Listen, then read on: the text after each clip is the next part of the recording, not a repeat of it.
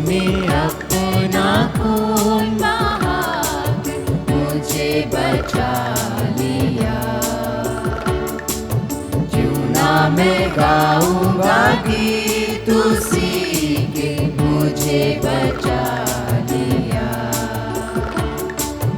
यीशु ने अपना खून बहा के मुझे बचा लिया। क्यों ना मैं गाऊंगा गीत उसी के मुझे बचा लिया। जब मैं गुनाहों में पड़ा हुआ था यीशु आ गया। उसी के मारे जाने से मैं जीवन भी पा गया। जब मैं गुनाहों में पड़ा हुआ था यीशु आ गया। उसी के मारे जाने से मैं जीवन भी पा गया। इसलिए गाऊंगा गीत उसी ने मुझे बचा लिया। यीशु ने अपना खून बहा के मुझे बचा लिया। क्यों ना मैं गाऊंगा गीत उसी के मुझे बचा लिया। सबको जय यीशु की। जय यीशु की। फिर एक बार मैं आप सबों का हार्दिक स्वागत करता हूं इस मिस्सा बलिदान में भक्तिपूर्वक भाग लेने के लिए। 40 के दूसरा सप्ताह में हम सभी हैं और आज के दिन में हम प्रभु के इस बलिदान में भाग लेते हुए अपने आप प्रभु के साथ जोड़ने का प्रयास करें। हमारे प्रियजनों के लिए प्रार्थना करें ताकि हम सबके सब इस 40 के अवधि में प्रभु के नज़दीक अग्रसर हो जाएं। आइए हम इस महान बलिदान की शुरुआत करें। पिता और पुत्र और पवित्र आत्मा के नाम पर आमीन। हम सबों के मुक्तिदाता प्रभु यीशु क्रिस्त की कृपा, हम सबों से बेहद प्यार करने वाले पिता परमेश्वर का प्रेम और उसी प्रेम में बने रहने के लिए हम सबों की सहायता करने वाले पवित्र आत्मा की सहायता और सहचर्य मेरे प्यारे भाइयों बहनों आप सभी के साथ हो और आपकी आत्मा के साथ। प्रभु क्रिस्त में प्यारे भाइयों बहनों, आज के पाठों के द्वारा सुसमाचार के द्वारा प्रभु हमें शास्त्री और फरीसियों की धार्मिकता के बारे में बताते हुए हम सबों को बताते हैं उनके जैसे मत बनो, क्योंकि उनकी धार्मिकता प्रभु को पसंद नहीं आई। क्योंकि उनकी धार्मिकता में दिखावा था, उनकी धार्मिकता में बाहरी आडंबर था, उनकी धार्मिकता खोखली थी, गहराई नहीं थी, उसमें ईमानदारी नहीं थी, उसमें सच्चाई नहीं थी। इसलिए प्रभु को पसंद नहीं आया। भले ही शास्त्री फरीसी लंबी लंबी प्रार्थना किया करते थे, दशमांश दिया करते थे, उपवास किया करते थे और ऐसे तमाम धार्मिक क्रियाकलापों को करते थे, उसके बावजूद प्रभु को पसंद नहीं आया। ये सारे क्रियाकलाप प्रभु को पसंद नहीं आया क्योंकि उनकी धार्मिकता में, धार्मिक क्रियाकलापों में और उनके जीवन में एक प्रकार का डाइकोटमी था, एक प्रकार का फर्क था। अलग अलग डिपार्टमेंट, जीवन अलग, प्रार्थना अलग, उसमें एकता नहीं थी, अलग अलग। इसलिए प्रभु शास्त्री और फरीसियों के उदाहरण को लेते हुए अपने शिष्यों को समझाते हैं कि तुम उनके जैसे मत बनो, तुम्हारी धार्मिकता शास्त्री और फरीसियों की धार्मिकता से गहरी नहीं हुई तो तुम स्वर्ग राज्य में प्रवेश नहीं कर पाओगे। यानी कि स्वर्ग राज्य में प्रवेश करने के लिए हमें प्रभु यीशु की धार्मिकता को अपनाना जरूरी है। स्वर्ग राज्य में प्रवेश करने के लिए हमें प्रभु यीशु की धार्मिकता को अपनाना जरूरी है। वो धार्मिकता हमें स्वर्ग ले जाएगी।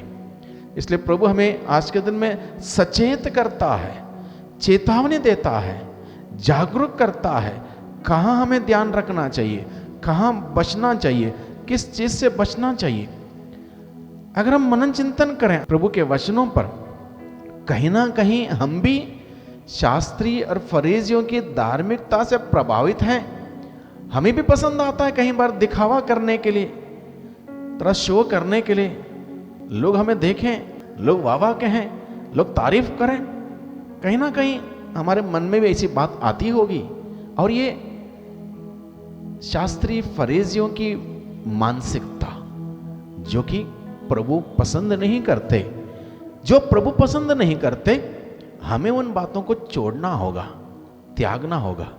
इतना आसान भी नहीं है, कठिन है, लेकिन इतना कठिन भी नहीं है कि हम छोड़ नहीं सकते, छोड़ सकते हैं। इसलिए प्रभु के पास जाएं, हमारी कमियों को लेकर, कमजोरियों को लेकर, दुर्बलताओं को लेकर उस शक्तिशाली सामर्थ्यवान प्रभु के सिंहासन के पास जाएं। और यह है प्रभु का सिंहासन। यहां पर मिस्र बलिदान के द्वारा वो साक्षात प्रभु हर दिन विशेष रूप से उस संस्कार में रोटी और दाखरस के माध्यम से उपस्थित होते हैं। और हम सभी इस पवित्र वेदी के सम्मुख एकत्रित हुए हैं। इस प्रभु के सिंहासन के पास जाएं, अपने आप को प्रभु के हवाले कर दें, समर्पित कर दें। ऐसा करेंगे तो प्रभु हमारा निर्माण करेगा। इसलिए हम सभी अपने आप को प्रभु के हाथों में समर्पित करें। प्रभु हमारा निर्माण करेगा। हमारी कमजोरियां दूर रखने के लिए प्रभु हमारी मदद करेगा, हमें आशीष देगा। ज़रूरी है उस प्रभु के सम्मुख बड़े ईमानदारी से हम जाएं, प्रभु से हम माफ़ी मांगें हमारी गलतियों के लिए, ताकि हमारे जीवन में किसी प्रकार की शास्त्री फरीसियों की मानसिकता ना हो, बल्कि प्रभु यीशु का मनोभाव हमारे अंदर रहे। इसलिए हम बड़े विनम्रता से माफ़ी मांगते हुए इस बलिदान में योग्य रीति से भाग लेने के लिए हम अपने आप को तैयार करें।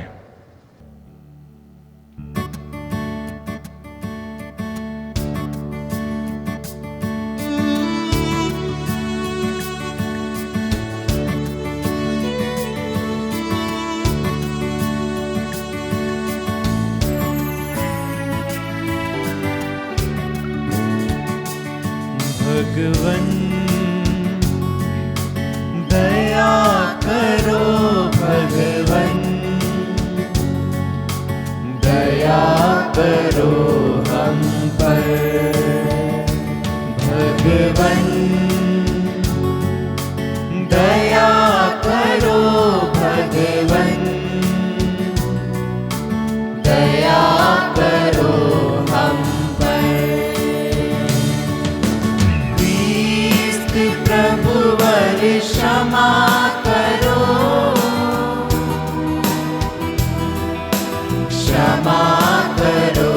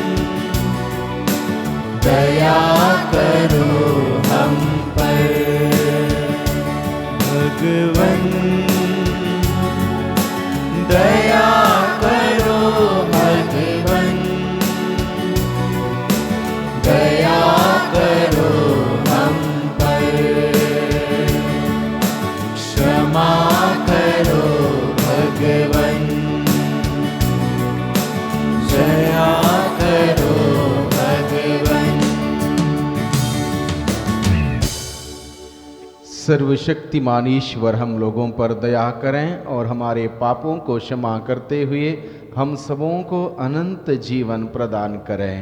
आमीन। हम प्रार्थना करें। हे पिता, अपनी कलीसिया पर तरस खाकर सदा इसकी रक्षा कर। तेरे सहारे के बिना दुर्बल मानो गिरता ही रहता है।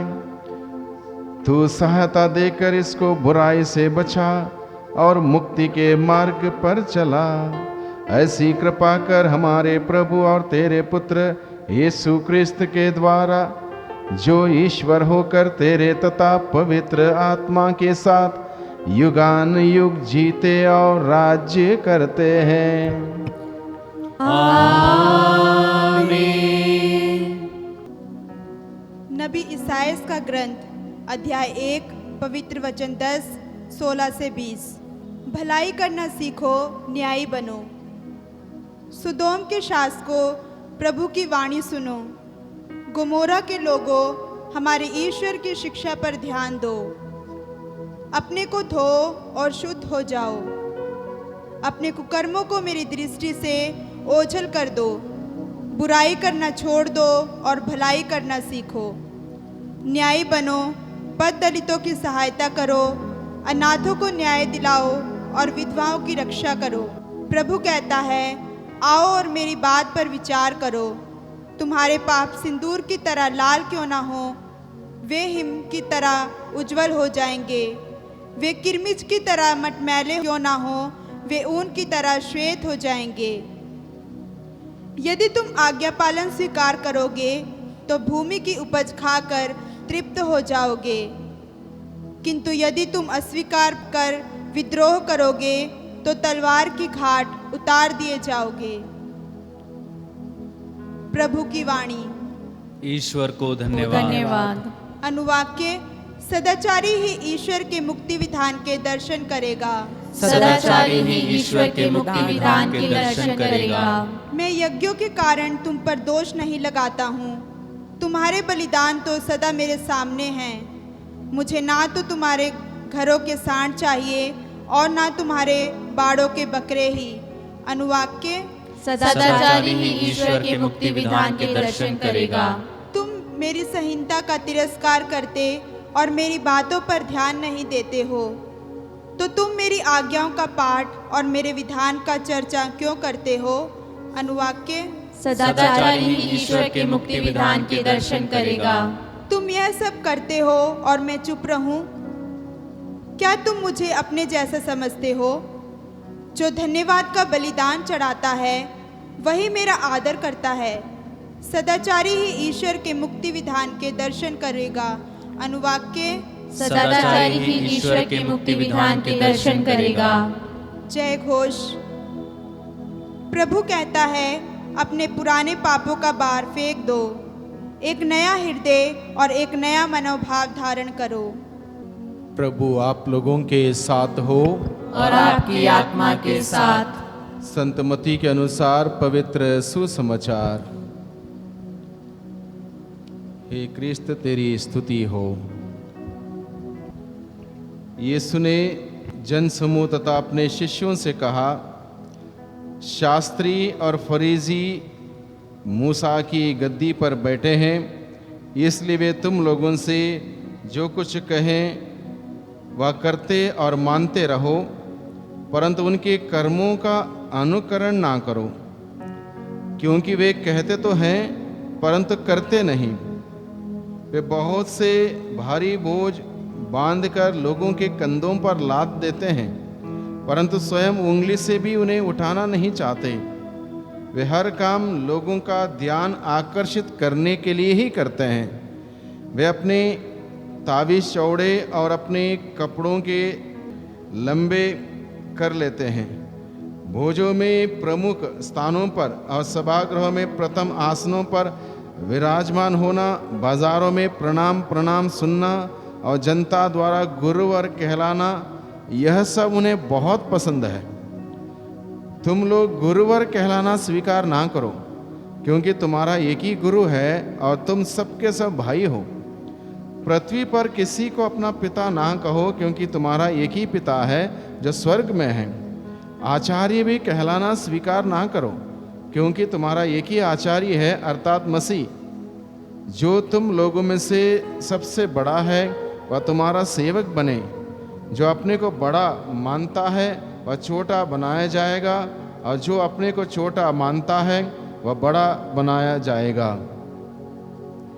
प्रभु का सुसमाचार। हे क्रिस्त, तेरी स्तुति हो। यीशु की स्तुति हो। यीशु की स्तुति हो। यीशु को धन्यवाद। यीशु को धन्यवाद। यीशु को धन्यवाद। यीशु को धन्यवाद। यीशु को धन्यवाद। यीशु को धन्यवाद। प्यारे भाइयों बहनों, आज का वचन हम लोगों ने सुना। प्रभु यीशु मसीह फिर एक बार बहुत प्यार से हम सबों को समझाता है, सिखाता है, हम सबों से बातें करता है। उसके ज़माने के शास्त्री फरीसी के लोगों के रिलीजियोसिटी को लेकर हम सबों से बातें करता है कि वो लोग किस प्रकार का धार्मिकता का जीवन बिताते थे। इन बातों को लेकर हमें प्रभु सिखाता है कि हमें किस प्रकार का धार्मिकता का जीवन जीने की आवश्यकता है। इस बात को प्रभु हमें सिखाता है। इसलिए हम सब इस बात को सीखें। ये ज़रूरी है, आवश्यक है। हम लोग 40 के काल में हैं, और 40 का काल हमें अपने आप पर देखने का समय है। हमारे कमी कमजोरियों को देखकर उनको दूर करने का समय है। और प्रभु शास्त्री फरीसियों का जीवन के द्वारा हमें सिखाता है कि हम ऐसी कोई तत्व हमारे अंदर है, जैसे शास्त्री फरीसियों के अंदर था, दिखावा करना, बाहरी आडंबर करना, लोगों के द्वारा बड़ी बड़ी बातें सुनने में इच्छा रखना, और गुरुवर कहलाना, और तारीफ सुनना, जय जयकार सुनना। ये सब शास्त्री फरीसियों को अच्छा लगता था और ये काम करते थे और इसी का बढ़ावा देते थे। तो प्रभु इन सभी लोगों के उदाहरणों को लेते हुए हम सबों को सिखाता है कि तुम ऐसे मत बनो, जो वो कहते हैं उसको करो, लेकिन जो वो करते हैं उसको मत करो। जो कहते हैं उसको करो, यानी कि जो कहते हैं वो धार्मिकता की बात वो कहते हैं, सुसमाचार की बात कहते हैं, प्रभु का बात वो कहते तो हैं, लेकिन स्वयं उस बात को नहीं करते। वो जो करते हैं वो कुछ अलग है। इसलिए प्रभु हमें सचेत करता है, जो वो कहते हैं उसको करो, जो वो करते हैं उसको मत करो। जो वो करते हैं उसको करेंगे तो हमारी धार्मिकता उनके जैसे हो जाएगी और हम प्रभु के रास्ते से हट जाएंगे। हमें प्रभु के रास्ते पर बने रहने की आवश्यकता है। प्रभु के रास्ते में बने रहने के लिए हमें प्रभु का वचन, चाहे वो कोई भी व्यक्ति सुनाता हो, हम सुने। प्रभु का वचन अपने आप में परिपूर्ण है, शक्तिशाली है, सामर्थ्यवान है, जीवंत है, हमें फायदा करेगा, जीवन देगा, शक्ति देगा, सामर्थ्य देगा। लेकिन जो वह करता है, चाहे वो जिसको हम शास्त्री कहें, जिसको चाहे हम फरीसी कहें, जिसको XYZ कुछ भी कहें, बल्कि प्रभु क्या कहता है, जो मेरा वचन है उसको सुनो, उसके अनुसार जीवन बिताओ। लोगों का इमिटेट नहीं करना है, किसी लोगों का आदर्श नहीं अपनाना है, बल्कि हमारे लिए एकमात्र आदर्श है वह है प्रभु यीशु। एकमात्र आदर्श है वो प्रभु यीशु। तो प्रभु यीशु का अनुकरण हम करें, लोगों का नहीं। हमारा बुलावा है प्रभु यीशु का अनुसरण करने के लिए, दुनिया का नहीं, लोगों का नहीं, उस व्यक्ति का नहीं, इस व्यक्ति का नहीं, बल्कि सिर्फ और सिर्फ प्रभु यीशु का अनुकरण करने के लिए हमें बुलाया गया है। और आज की पूजन पद्धति हमें इस बारे में बताती है, याद दिलाती है कि हमारा अनुकरण यीशु का अनुकरण है और किसी व्यक्ति विशेष का नहीं है, किसी व्यक्ति को लेकर नहीं। एकमात्र व्यक्ति है वो प्रभु यीशु, जिसका हमें अनुकरण करने के लिए बुलाया गया है। इसलिए हम प्रभु की बात को आज के दिन में जैसे हम सुन रहे हैं, हम प्रभु यीशु का अनुसरण करें, प्रभु यीशु का अनुसरण करें। इसलिए प्रभु बताता है शास्त्रीय फरीसियों को जैसे मत बनो, उनकी धार्मिकता में गहराई नहीं है, खोखली धार्मिकता, दिखावे की धार्मिकता, बाहरी आडंबर की धार्मिकता। प्रभु की धार्मिकता सच्चाई की, सत्य से आधारित, ईमानदारी से आधारित और हमें हमारा जीवन का निर्माण करने वाली धार्मिकता, ऐसी धार्मिकता का जीवन जीने के लिए प्रभु हमें बुलाता है। और आज के दिन में ज़रूरी है ऐसा जीवन बिताने वाले लोगों की ज़रूरत है, क्योंकि दुनिया पड़ी है दिखावा करने के लिए, बाहरी आडंबर करने के लिए, तालियां बजवाने के लिए, जय जयकार करने के लिए दुनिया पड़ी है। प्रभु के अनुकरण करने वाले लोगों की आवश्यकता है आज के दिन में। और जब हम प्रभु के वचन के अनुसार जीवन व्यतीत करेंगे, जीवन जिएंगे, प्रभु का अनुसरण हम करेंगे, तब जाके हम आशीषों का कारण बनेंगे, बहुत सारे लोगों के लिए आशीषों का कारण बनेंगे। और ये काम इतना आसान नहीं है। प्रभु यीशु का अनुकरण करना, प्रभु के जीवन को ग्रहण करना, प्रभु के जीवन को जीना इतना आसान नहीं है। हर दिन हमें प्रभु के सानिध्य में आना होगा, प्रभु के सानिध्य में बैठना होगा, प्रभु का वचन पढ़ना होगा, प्रभु का वचन सुनना होगा, उस पर मनन चिंतन करना होगा और उस वचन के अनुसार जीवन बिताने के लिए हर दिन प्रयास करना होगा। जानते हैं हम लोग कितने कमी कमजोरों से भरे हुए लोग हैं। कितना भी हम पढ़ें बाइबल, जब तक हम प्रयास नहीं करेंगे तब तक हम प्रभु का अनुकरण नहीं कर पाएंगे। ये इस प्रकार से है, मान लो आपको कार चलाना है, तो कार चलाना है तो पहले आप ड्राइविंग सीखने जाते हैं, है ना। ड्राइविंग सीखने जाएंगे, 10 दिन 15 दिन आप ड्राइविंग सीखे। ड्राइविंग सीखने के बाद वो ड्राइविंग एजेंसी आपको ड्राइविंग लाइसेंस देगी और आपके पास अब ड्राइविंग आप सीख गए, ड्राइविंग लाइसेंस आपके पास है और आप ड्राइविंग लाइसेंस लेके आए, अपने घर में बैठे। गाड़ी चलाने में एक्सपर्ट हो गए आप? नहीं। जब तक आप गाड़ी चला के रास्ते पर नहीं ले जाओगे, गाड़ी चलाओगे नहीं, तब तक लाइसेंस ठीक है, ड्राइविंग सीखा ठीक है, लेकिन ये बात उसको करने से आप परिपक्व तब होते हैं। इसी प्रकार से प्रभु का वचन केवल सुनना काफ़ी नहीं है, सुनाना काफ़ी नहीं है, तो मनन चिंतन करना काफ़ी नहीं है, उसको जीने की आवश्यकता है। शास्त्री फरीसी प्रभु के वचन को नहीं जीते थे, सुनते थे और सुनाते थे, सुनते थे और सुनाते थे, जीते नहीं थे। प्रभु चाहता है उसके वचन को जीने वाले लोग हों।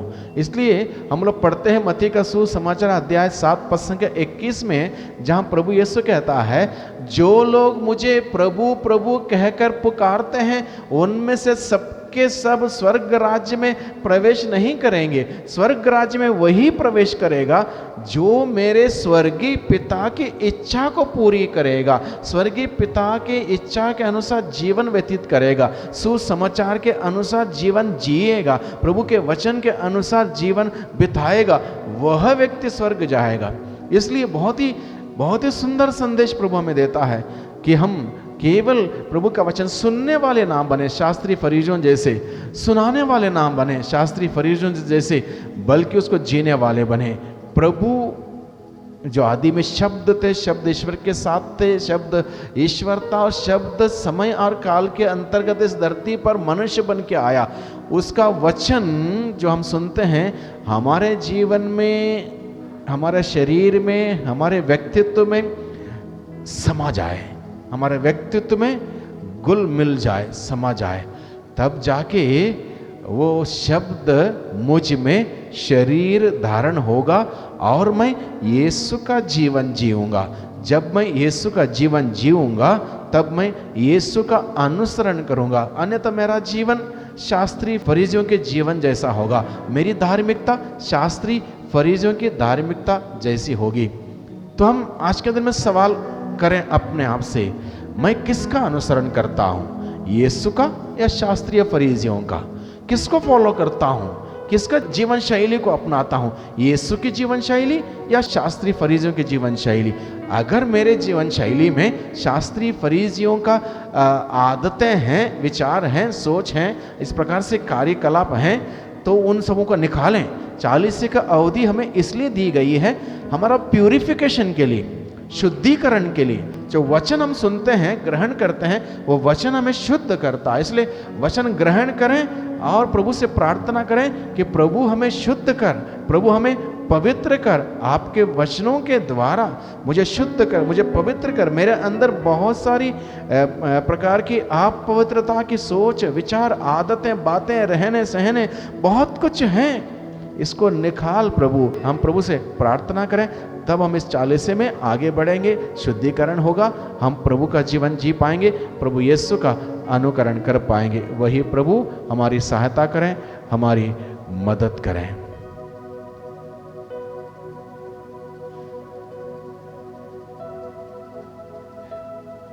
आइए हम प्रार्थना करें, हाथों को जोड़ें, सिर को झुकाएं। प्यारे प्रभु जी, हम लोगों ने आपका वचन को सुना है, आप बड़े प्यार से आपके वचनों के द्वारा हम सबों से बातें करते हैं। आप चाहते हैं कि हम आप में बढ़ें, आपके वचनों में बढ़ें, आपका स्वभाव हम धारण करें, आपका मनोभाव हम ग्रहण करें, आपका जीवन हम जिएं, लोगों के सामने हम अपने जीवन के द्वारा आपको प्रस्तुत करें। आप यही चाहते हैं। प्यारे प्रभु जी, हम प्रार्थना करते हैं, हमें सिखाइए, हम दुर्बल हैं, कमी कमजोरों से भरे हुए लोग हैं, हमें ताकत दे, हमें शक्ति दे, ताकि हम आपका अनुकरण करते हुए लोगों के सामने, दुनिया के सामने आपको प्रस्तुत करने वाले बन सकें। दुआ करते हैं उद्धारकर्ता यीशु मसीह के नाम से, आमीन। आमीन।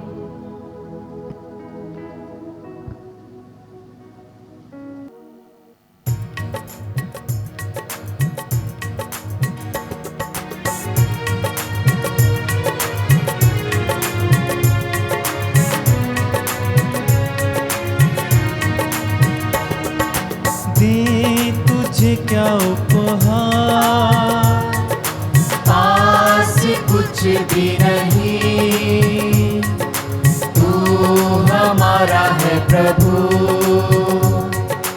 एक तुझ पे यकीन।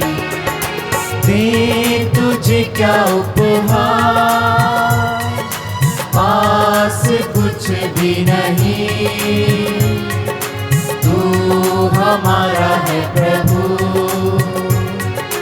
एक तुझ पे यकीन।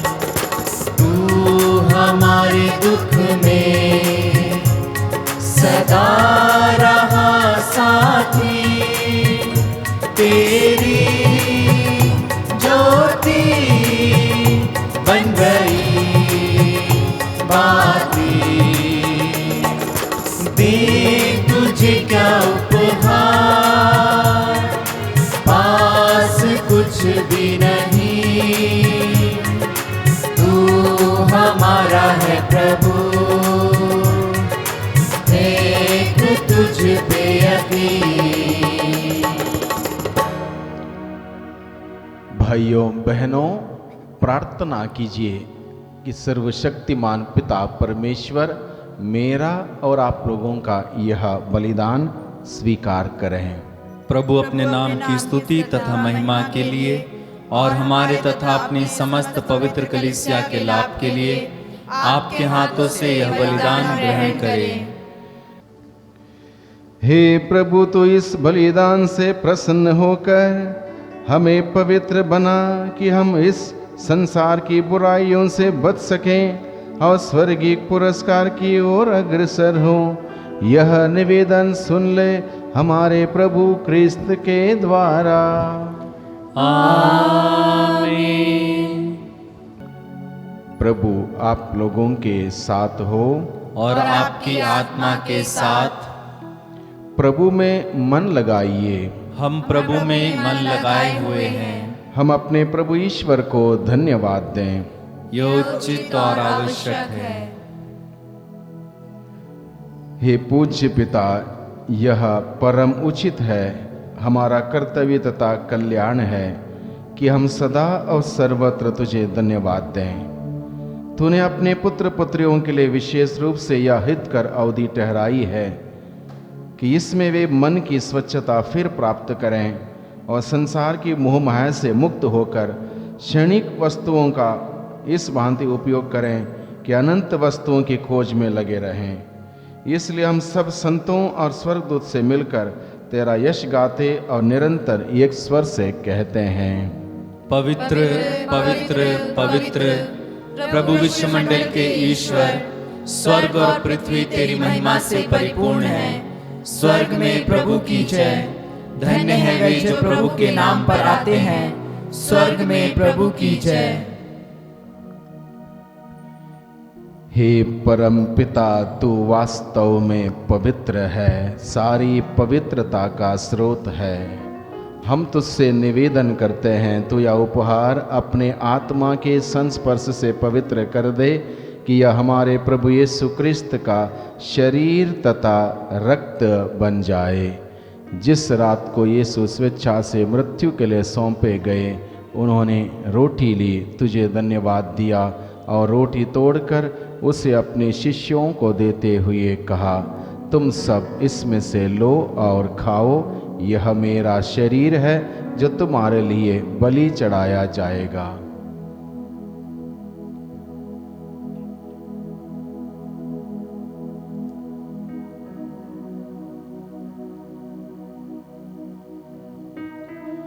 इसी भांति भोजन के बाद उन्होंने कटोरा लिया, तुझे धन्यवाद दिया और उसे अपने शिष्यों को देते हुए कहा, तुम सब इसे लो और पियो, यह मेरे रक्त का कटोरा है, नवीन और अनंत व्यवस्थान का रक्त, जो तुम्हारे और बहुतों के पापों की क्षमा के लिए बहाया जाएगा।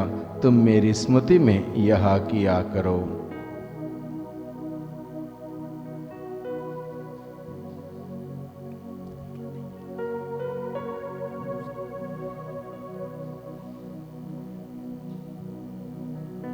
विश्वास का रहस्य। प्रभु ने मरकर हमें अमर बनाया और पुनर्जीवित होकर हमें जीवन दान दिया। इससे हम उनके पुनरागमन तक घोषित करते रहेंगे। हे पवित्र पिता, यह आज्ञा मानकर हम अपने प्रभु की मृत्यु और पुनरुत्थान की स्मृति में तुझे जीवन की रोटी और मुक्ति का कटोरा चढ़ाते हैं। हम तुझे धन्यवाद देते हैं कि तूने हमें अपने सम्मुख उपस्थित होने और अपनी सेवा करने का सौभाग्य प्रदान किया है। हमारा नम्र निवेदन है कि हम सब जो क्रिस्त का शरीर तथा रक्त ग्रहण करते हैं, पवित्र आत्मा के द्वारा एकता के सूत्र में बंधे रहें। प्रभुवर हमारे संत पिता फ्रांसिस, हमारे धर्माध्यक्ष इग्नेशियस और सभी याजकों के साथ विश्व भर में फैली अपनी कलीसिया की सुधि ले तथा इसे प्रेम में सिद्ध बना दे। हे प्रभु, हमारे उन भाई बहनों की भी सुधि ले जो पुनरुत्थान की आशा में परलोक सिधार चुके हैं। उन्हें और सभी मृतकों को अपने पुण्य दर्शन का सौभाग्य प्रदान कर हम सब पर दया की दृष्टि डाल कि हम भी अनंत जीवन के सहभागी बने और ईश्वर की माता धन्य कुंवारी मरियम, प्रेरितगण और सब संतों के साथ जो युग युग में तेरे विश्वस्त सेवक सेविकाएं बने रहें, तेरा स्तुति गान कर सकें, तेरे पुत्र यीशु क्रिस्त के द्वारा। इन्हीं प्रभु क्रिस्त के द्वारा, इन्हीं के साथ और इन्हीं में, हे सर्वशक्तिमान पिता परमेश्वर, पवित्र आत्मा के साथ सारा गौरव तथा सम्मान युगान युग तेरा ही है। आमीन, आमीन, आमीन।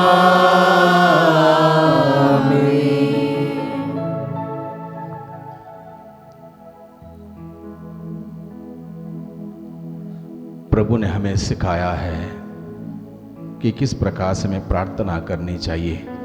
आइए प्रभु ने सिखाया प्रार्थना को हम सभी अपनी प्रार्थना बनाकर हम प्रभु से प्रार्थना करें। हे हमारे पिता, तू जो स्वर्ग में है, तेरा नाम पवित्र माना जावे, तेरा राज्य आवे, तेरी इच्छा जैसे स्वर्ग में है वैसे पृथ्वी पर भी पूरी हो। हमारा प्रतिदिन का आहार आज हमें दे और हमारे अपराध में क्षमा कर, जैसे हम भी अपने अपराधियों को क्षमा करते हैं, और हमको परीक्षा में न डाल, परंतु बुराई से बचा। हे प्रभु, हम तुझसे प्रार्थना करते हैं सभी प्रकार के बुराइयों से, बुरे सोच से, विचारों से, कार्यों से, संगतियों से, बुरे शक्ति के आक्रमण से, रोग, बीमारी, तनाव, चिंता, समस्या, दुर्घटना, आलस्यपन, निराशा, घमंड और महामारी से हम सबों को सदाई बचाए रख, और इस जीवन में हमें कृपा पूर्वक शांति प्रदान कर। हम तेरी दया से सदा पाप से दूर और हर विपत्ति से सुरक्षित रहें, और उस दिन की प्रतीक्षा करते रहें जब हमारे मुक्तिदाता यीशु क्रिस्त फिर प्रकट होकर हमारी मंगलमय आशा पूरी करेंगे।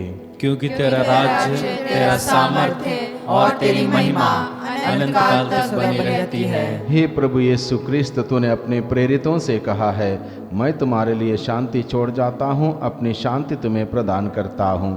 तू हमारे पापों पर नहीं, अपनी कलीसिया के विश्वास पर दृष्टि डाल और उसे शांति तथा एकता प्रदान कर, तू जो युगानुयुग जीता और राज्य करता है।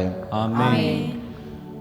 प्रभु की शांति आप सबों के साथ रहे और आपकी आत्मा के साथ भी। परस्पर प्रेम भाव रखें। जय यीशु। हे ईश्वर के मेमने, जो संसार के पाप भर लेता है, हम पर दया कर। हे ईश्वर के मेमने, जो संसार के पाप भर लेता है, हम पर दया कर। हे ईश्वर के मेमने, जो संसार के पाप भर लेता है, हमें शांति प्रदान कर।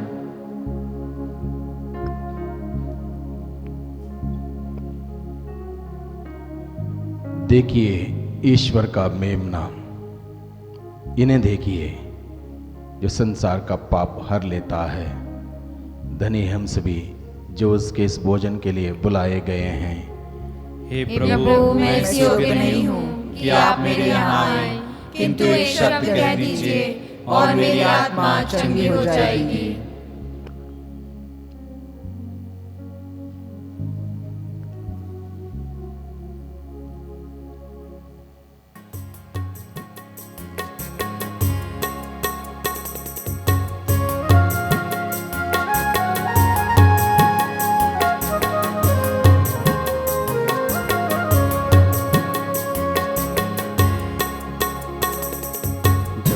प्यारा यीशु आया, मेरा जीवन बदल बदल गया। जब से मैंने उसे पाया, मेरा जीवन बदल बदल गया। जब से प्यारा यीशु आया, मेरा जीवन बदल बदल गया। उसे पाया, मेरा जीवन बदल बदल गया। इस जहां की गंदगी से मुझे छुड़ाया, जान देकर। इस जहां की गंदगी से मुझे छुड़ाया, जान देकर। मेरा दिल, मेरा मन, मेरी काया, मेरा दिल, मेरा मन, मेरी काया, मेरा जीवन बदल बदल गया। जब से प्यारा यीशु आया, मेरा जीवन बदल बदल गया। जब से मैंने उसे पाया, मेरा जीवन बदल बदल गया। मेरा जीवन बदल बदल गया। मेरा जीवन बदल बदल गया।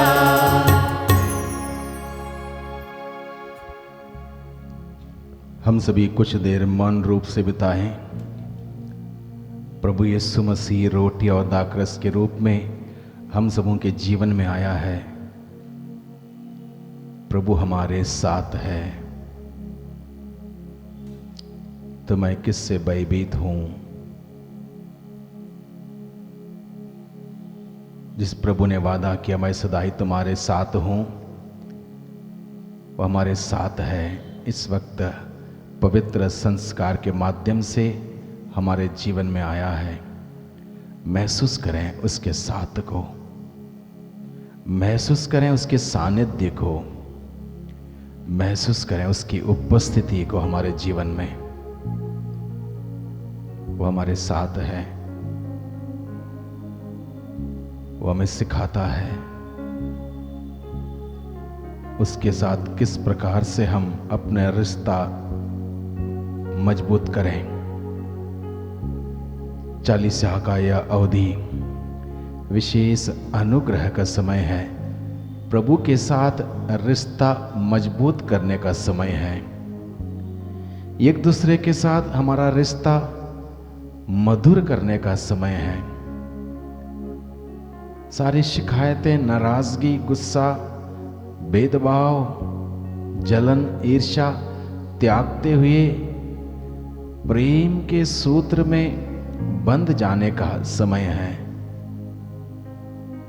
वह ईश्वर हमें बुलाता है अपने वचन के द्वारा कि हम एक दूसरे के साथ जुड़े रहें, ताकि हम ईश्वर के साथ जुड़े रह सकते हैं।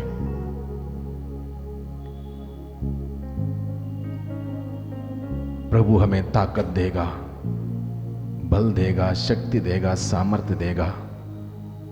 हम प्रभु से बल मांगे। आइए हम प्रार्थना करें।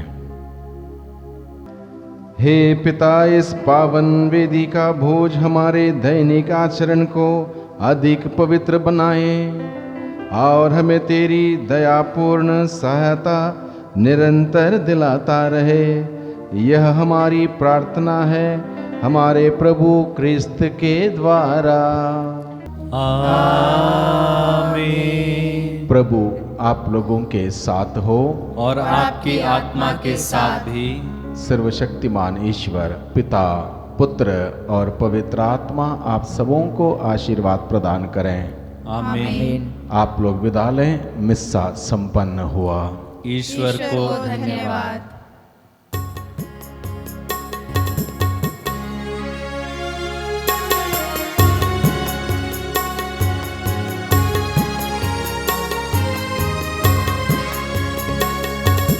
क्रूसी तेरा निशान, आगे बढ़े जवान, पीछे न हटना कभी। यीशु है तेरी चट्टान, क्रूसी तेरा निशान, आगे बढ़े जवान, पीछे न हटना कभी। यीशु है तेरी चट्टान, तेरे ही खातिर आया जगत में तुझको बचाने को। तेरे ही खातिर आया जगत में तुझको बचाने को। तेरे ही खातिर यीशु ने खोला, तेरे ही खातिर यीशु ने खोला मुक्ति के द्वार को। क्रूसी तेरा निशान, आगे बढ़े जवान, पीछे न हटना कभी। यीशु है